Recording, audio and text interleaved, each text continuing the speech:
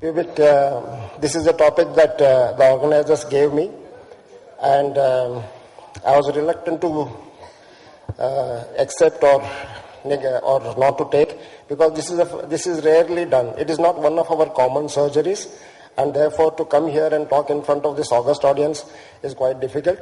However, I'll try the best of what I do in such cases which do not come so frequently. Second, I was told not to talk about indications and so on and so forth, and the talk has to be only on how to do the surgery. Well, separation of symphysis pubis. First of all, you have to tell the patient what can go wrong, or an informed consent. Thromboembolic complications, wound infection, risk of injury to the bladder, urethra or vas, perivesical hemorrhages, post-op diastasis. Implant removal is necessary after 6 months and healing with a certain separation, meaning to say you may not get a perfect reduction. Surgical principles and objective. Preferably, you take a Fresnel steel incision, reduction of symphysis pubis,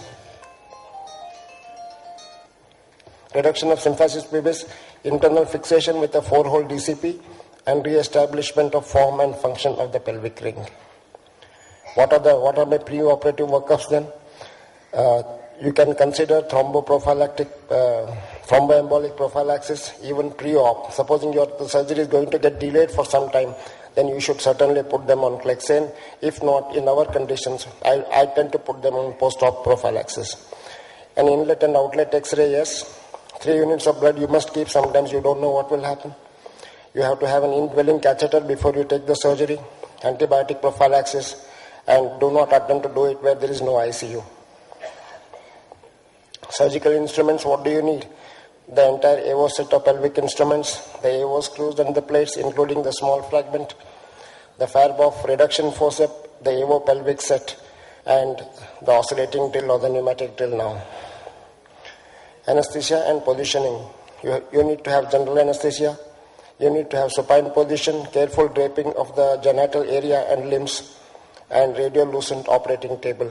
You will need to have a C-arm control.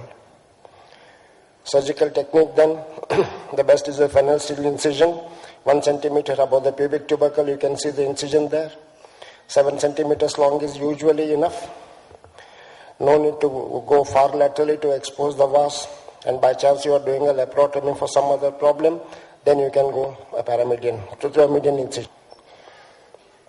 The moment you cut the circuit, then you get the linea alba. Linea alba is the safest place to go because there is nothing that comes there, no structures or no other problems. So cut through the linea alba, then you get the rectus, retract them laterally. Do not detach the rectus from attachment to the pubic tubercle. But sometimes you would have seen that although we don't want to detach it, the trauma would have detached it. And by the time you start clearing, a part of the rectus may be already detached. Preferable to do a blunt dissection in the retropubic area. Once again, a very safe area, nothing comes there. So, but anyway, blunt dissection is always good. Expose and palpate the posterior border of symphysis pubis. Retract the bladder with a malleable retractor or a spatula. Then lateral retraction of the rectus with sharp retractors, and you are onto the bone there. Then how do you close the pelvic ring? You can use the reduction forceps and just internally rotate the leg, and you'll be able to reduce the diastasis.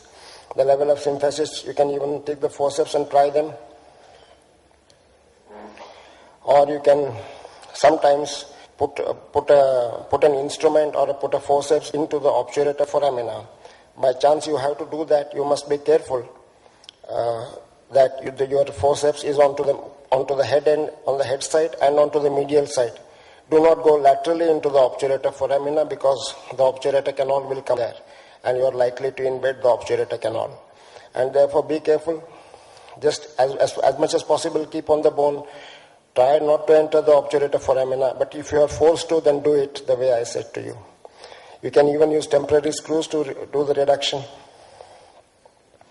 And then you can do the final reduction, and this can be tightened by a plate. Just a 4-hole plate is enough. And the direction of the screws is important there. The last two screws have to be angled towards the first two screws. You can bend the DCP about 10 to 15 degrees and always put a finger on the posterior cortex while drilling so that you're safe there. You're all the time worried about bladder injury, be careful. Close with the attachment of the recti which are already avulsed. Then extensive detachment, you have to use a trans-osseous non-absorbable suture. This would be how it would look at the end of the whole thing, but picture may not be as good as it looks most of the time. And post-op, partial weight bearing, thromboembolic prophylaxis to continue for about 2 weeks' time. You remove the drain, you remove the catheter as early as possible. Remove the stitches 10 to 14 days' time. X-rays before beginning of weight bearing, before discharge and after 3 months. And remove the implant after 6 to 12 months to prevent interference with physiological and important motion of this synchondrosis.